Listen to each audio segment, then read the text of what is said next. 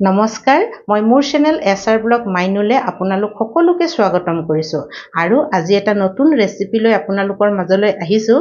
ৰেচিপিটোনো কি? ৰেচিপিটো হৈছে মটৰ পনীৰ। মটৰ পনীৰৰ চব্জি আপোনালোক সকলোৱে খাইছে। মটৰ পনীৰ বুলি ক'লে এনেকুৱা লাগে তাত যেন বহুত মছলা মিলাই দিব লাগে, নহয়নে বাৰু? কিন্তু হয়, সঁচা কথা, মটৰ পনীৰত মছলা মিলাই দিলে খাবলৈ বহুতে ভাল হয়। কিন্তু মই আজি এই ৰেচিপিটোত কোনো ধৰণৰ মছলা মিলোৱা নাই, একেবাৰে মিলোৱা নাই। আপোনালোকে চাই থাকিব মছলা নোহোৱাকেনো মটৰ পনীৰৰ চব্জি কেনেকৈ বনাব পাৰি আৰু বহুত সোৱাদ লগা হয়। এনেকুৱা নহয় যে বনাই দিছোঁ সোৱাদ লগা নহয়।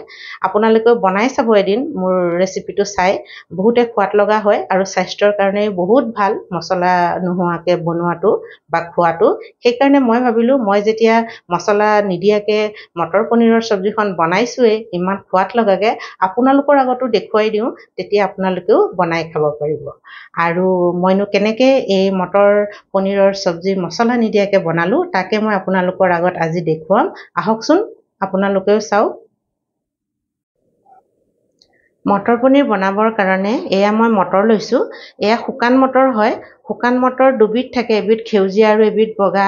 মই সেউজীয়াবিধ লৈছোঁ আৰু ৰাতি ভালদৰে ধুই গোটেই ৰাতি মই পানীত তিয়াই থৈছিলোঁ আৰু ৰাতিপুৱা পানীখিনি পেলাই ভালদৰে ধুই ল'লোঁ।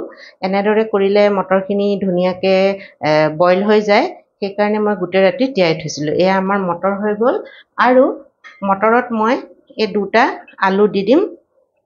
আলু দিলে অকণমান খাবলৈ ভাল লাগে, কাৰণ আমি আলু খাই ভাল পোৱা মানুহ। আলু মই ডাঙৰ ডাঙৰ টুকুৰা দিছোঁ, এটা আলুক 4 পিচ কৰি দিছোঁ। এয়া আৰু এতিয়া এইখিনি মই কুকাৰত প্ৰথমতে বইল কৰি ল'ম। আজি মই মটৰ পনীৰ ভাত কোনো ধৰণৰ মছলা ব্যৱহাৰ নকৰোঁ। মছলা ব্যৱহাৰ নকৰাকৈনো মই পনীৰ কেনেকৈ বনাইছোঁ আপোনালোকে চাই থাকিব।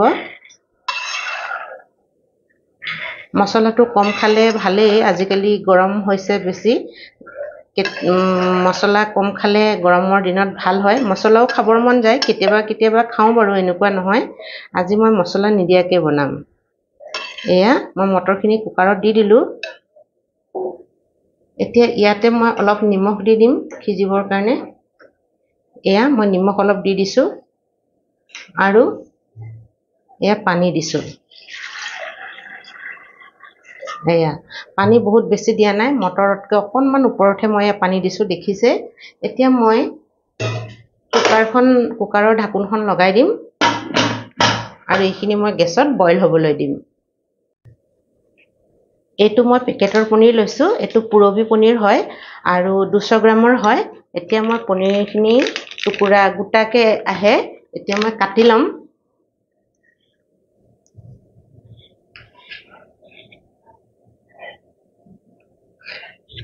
সেই দেখিছেনে, মই কাটি লৈছোঁ। যিকোনো চেপতে কাটিব পাৰে আপোনালোকে।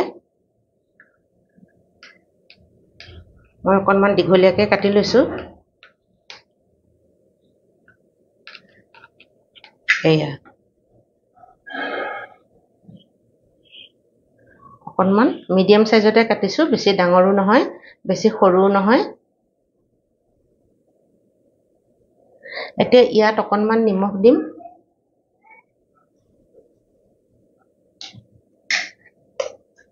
আৰু লগতে অকণমান হালধি দি এইখিনি সানি পেলানি অকণমান দেৰি থৈ দিম। এয়া ধুনীয়াকৈ সানি ল'লোঁ। আটাইকেইটুকুৰা পনীৰতে যাতে অকণমান নিমখ লাগে, হালধি লাগে। এয়া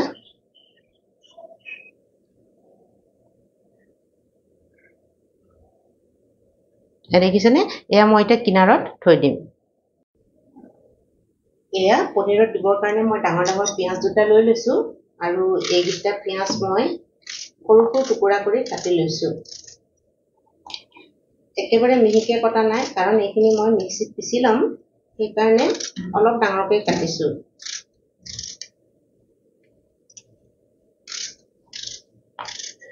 এয়া আমাৰ পিঁয়াজ কটা হৈ গ'ল। এতিয়া এইখিনি কিনাৰত থৈ লৈছোঁ আৰু এয়া বিলাহী মই কেইটামান সৰহকৈ লৈছোঁ, কাৰণ মটৰ অলপমান বেছি, মোৰ মটৰৰ পৰিমাণ হিচাপে বিলাহীটো ল'ব লাগে। অকণমান টেঙা হোৱাকৈ ল'লে ভাল লাগে খাবলৈ নহয়নে কাৰণ মই ইয়াত কোনো মছলা ইউজ নকৰোঁ অকল বিলাহীয়ে ইউজ কৰিছোঁ বিলাহী আলু আৰু পিঁয়াজ সেইকাৰণে এইকেইটা মই বিলাহী লৈ লৈছোঁ আৰু বিলাহীকেইটাও মই অকণমান ডাঙৰ ডাঙৰ টুকুৰাকৈ কাটি লৈছোঁ কাৰণ এইখিনিও মই পিচি ল'ম মটৰ বইল হয় মানে আমি এই বাকী কামখিনি কৰি ল'ব লাগে তেতিয়া পনীৰখন সোনকালে হৈ যায়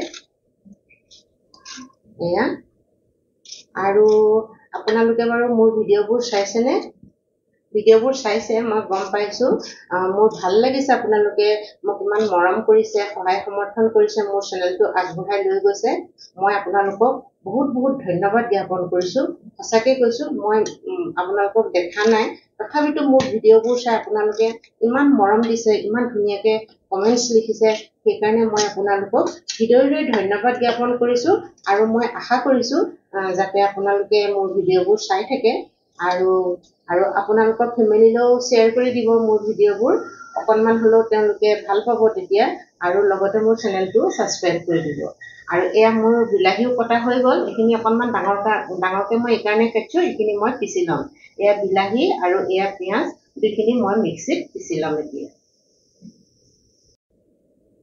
এয়া গেছটো জ্বলাই মই কেৰাহীখন পাতি দিলোঁ কেৰাহীখন গৰম হৈ গ'ল আৰু এতিয়া ইয়াত মই অলপ ৰিফাইন তেল দি দিম এয়া মই অলপমান ৰিফাইন তেল দি দিছোঁ পনীৰ বনাওঁতে মই ৰিফাইন তেল ইউজ কৰোঁ মিঠাতেলটো ইউজ নকৰোঁ মিঠাতেলটো কৰিব পাৰি কিন্তু মই পনীৰত ৰিফাইন তেল দিলে বেছি ভাল পাওঁ এয়া আমাৰ তেল গৰম হৈ গ'ল এতিয়া মই ইয়াত এয়া পনীৰৰ পিচবোৰ দেখিছেনে ডাঙৰ ডাঙৰে কৰিছোঁ অলপমান দি যাম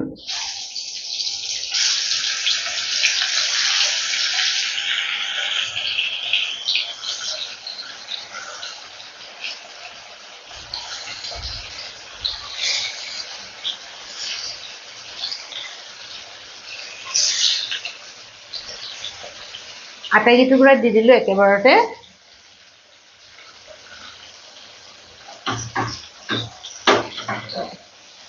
অকণমান এনেকৈ লৰাই দিছোঁ কেৰাহীখনতে ধৰি কাৰণ এতিয়া হাতাখন লগালে ভাগি যাব পাৰে সেইকাৰণে মই কেৰাহীখনে এনেদৰে অলপমান লৰাই দিছোঁ এয়া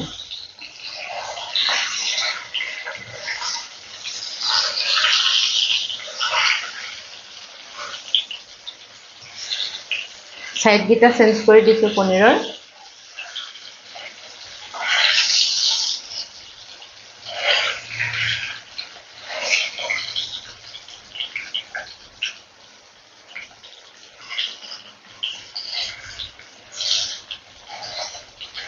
পনীৰ কেইটুকুৰা ডাঙৰকৈ দিয়াৰ কাৰণে মই ভাজি লৈছোঁ ভাজি ল'লে খাবলৈও সোৱাদ হয় আৰু সৰু সৰুকৈও কৰিব পাৰি সৰু সৰুকৈ কৰিলে নাভাজিলেও হয় ডাইৰেক্ট দিবও পাৰি কিন্তু মই পনীৰ কেইটুকুৰা ডাঙৰকৈ ভাজি লোৱাৰ কাৰণে ডাঙৰকৈ কাটি লোৱাৰ কাৰণে এয়া মই ভাজি লৈছোঁ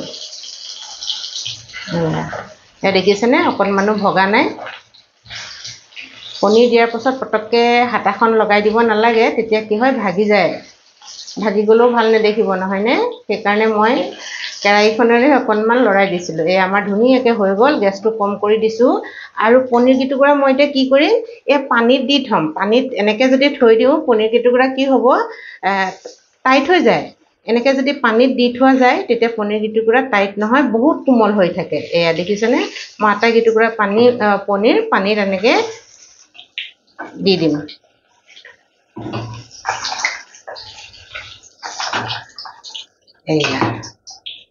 এয়া ধুনীয়াকৈ হৈ গ'ল এয়া আমাৰ কেৰাহীত অকণমান তেল বেছি আছে ইমানখিনি মই নিদিওঁ পনীৰ ভাজোতে তেল বেছি দি পৰি গ'ল আৰু সেইকাৰণে মই অলপ কাঢ়ি লৈছোঁ চাওকচোন এয়া অলপ মই কাঢ়ি থৈ দিওঁ এতিয়া মই ইয়াত অকণমান জিৰা দি দিম এয়া আধা চামুচ জিৰা মই ইয়াতে দি দিলোঁ আৰু এয়া আধা চামুচ কালজিৰাও মই দি দিছোঁ ইয়াতে এয়া ফুটফুটকৈ ফুটিবলৈ লৈছে ফুটফুটকৈ ফুটিবলৈ লওঁতে এয়া মই পিঁয়াজখিনি পিচি থৈছিলোঁ, এইখিনিও মই ইয়াতে দি দিম।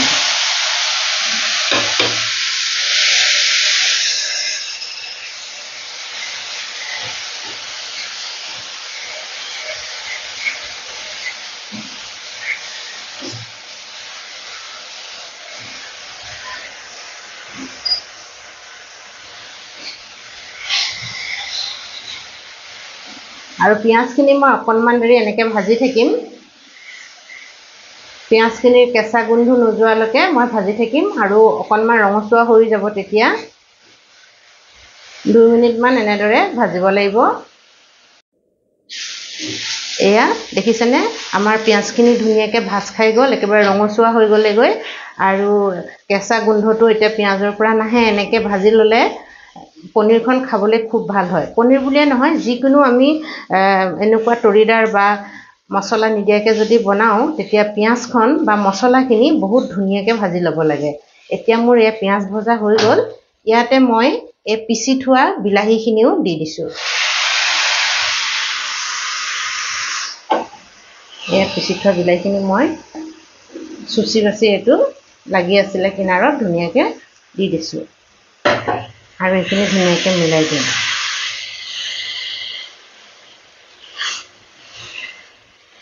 এইয়া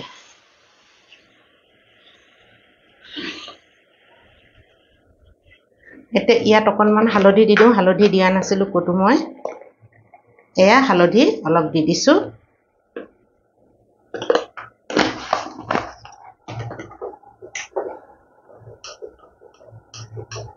আৰু মটৰত আমি যিহেতু নিমখ দিছিলোঁৱেই, সেইকাৰণে ইয়াত মই অকণমানে নিমখ দিছোঁ। এয়া হৈ গৈছে। আমি এতিয়া ধুনীয়াকৈ মিলাই দিছোঁ।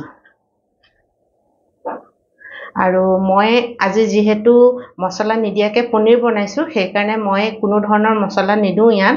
আৰু যদি মছলা দিব লগা হ'লহেঁতেন, এই সময়তে আমি মছলাখিনিও দি দিলোঁহেঁতেন। যেনেধৰণে জিৰাৰ গুড়ি, ধনিয়াৰ গুড়ি বা গৰম মছলা, পনীৰ মছলা যিয়ে নহওক, সেইবোৰ যদি দিলোঁ হয়, এই সময়তে দি দিলোঁ হয়। এতিয়া মই এইখিনি ভালদৰে লৰাই থাকিম আৰু অলপ দেৰি ধুনীয়াকৈ সিজিবলৈ দিম। এইখিনি এতিয়া মই ধুনীয়াকৈ সিজিবলৈ দিম। 4-5 মিনিট সময় লাগিব। ভাল ধৰণে সিজি শুকাই গ'লেহে মই পিছৰ পনীৰ আৰু মটৰ মিলাম। আপোনালোকে চাই থাকিব দেই। এয়া দেখিছেনে, শুকাই আহিছে, খবৰ হৈছে আৰু অকণমান দেৰি মই ভাজি থাকিম। এই সময়ত লৰাই থাকিব লাগিব, নতুবা তলত লাগি যাব।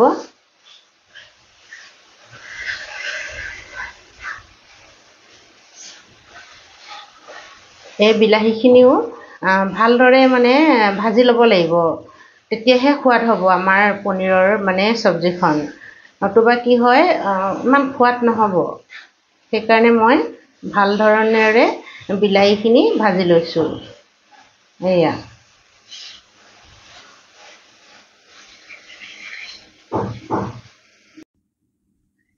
এয়া আমাৰ শুকাই আহিছে, দেখিছেনে? এতিয়া মই ইয়াতে অকণমান জলকীয়াৰ গুড়ি মিলাই দিম। এয়া আধা চামুচ জলকীয়াৰ গুড়ি হয়, মিলাই দিছোঁ। এইটো বেছি জ্বলা নহয়, এইটো কাশ্মীৰী লাল মিৰ্চ হয়। অকণমানহে জ্বলা হয়, কালাৰটো ধুনীয়া হয় এইটো দিলে। এয়া চাওকচোন, একেবাৰে শুকুৱাই দিছোঁ মই।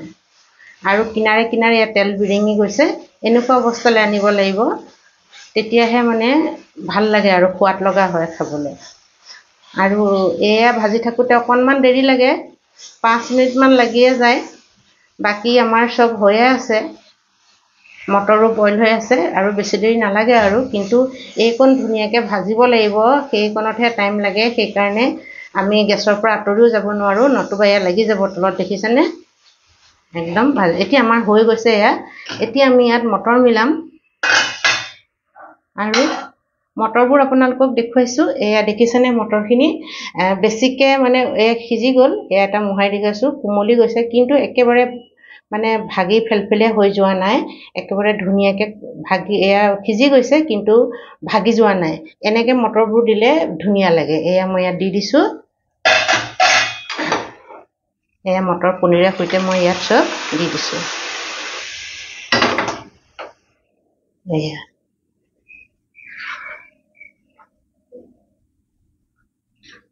দেখিছেনে একদম ধুনীয়াকৈ আমাৰ হৈ গৈছে। এয়া আলু ডাঙৰ ডাঙৰকৈ দিছোঁ, আলু ভগা নাই কিন্তু ধুনীয়াকৈ সিজি গৈছে চব। এয়া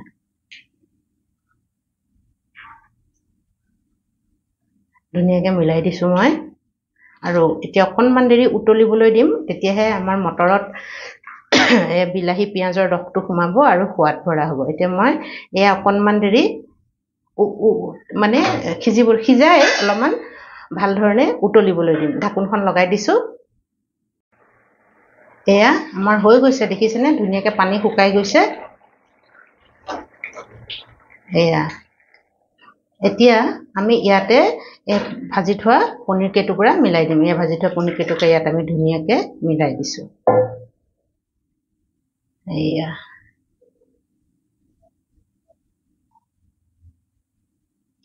দেখিছেনে ধুনীয়াকৈ মিলাই দিছোঁ। আৰু এতিয়া আমি কি কৰিম, ইয়াত উবাল আহিবলৈ দিম 2-3টা ধুনীয়াকৈ। এয়া এতিয়া ইয়াত মই এটা চিক্ৰেট বস্তু মিলাম, আপোনালোকে চাই থাককচোন। চিক্ৰেট বস্তুটোনো কি, কাৰণ আমি মছলা চছলা একো মিলোৱা নাই, সেইকাৰণে ইয়াত অকণমান এয়া দেখিছেনে, এয়া হৈছে চেনি। আধা চামুচো নহয় দেই, মিঠা হৈ যাব নতুবা আকৌ। মানে 2টা বুট মাহৰ সমান চেনি ইয়াত মই মিলাই দিছোঁ। আপোনালোকে মিলাইনে বাৰু চেনি? যদি মিলাই তেতিয়া সোৱাদটোৰ কথা গম পায়েই। যদি আপোনালোকে চেনি নিমিলাই তেতিয়া অকণমান এনেকৈ মিলাই দিবচোন, খাবলৈ বহুত ধুনীয়া হয়, একদম মানে বহুত ভাল লাগে আৰু খাবলৈ। মিঠা নহয় কিন্তু, ইমানখিনি চব্জিত 2টা বুট মাহৰ সমান চেনিয়ে কি মিঠা কৰিব নহয় জানো, কিন্তু মিঠা নহয়, সোৱাদ বঢ়ায়। আৰু পনীৰ পিচো একদম ডাঙৰ ডাঙৰকৈ দিছোঁ, একদম মাছৰ পিচৰ লেখীয়া লাগিছে নহয়নে। এতিয়া আমি কি কৰিম, এয়া ধুনীয়াকৈ উতলিবলৈ দিম, ভালকৈ উতলক এয়া, আৰু ঢাকোনখন লগাই দিম। এয়া আমাৰ হৈ গৈছে, চাওকচোন ইমান ধুনীয়া লাগিছে, উতল আহি গ'ল আৰু একেবাৰে গ্ৰেভি হৈছে। চাওকচোন এয়া একদম ধুনীয়া গ্ৰেভি হৈছে, আৰু পনীৰো ধুনীয়াকৈ সিজি গ'ল, পনীৰত ৰস সোমাই গৈছে একেবাৰে বিলাহী আৰু পিঁয়াজৰ, একেবাৰে নিমখ হালধিৰ একেবাৰে ধুনীয়া হৈছে।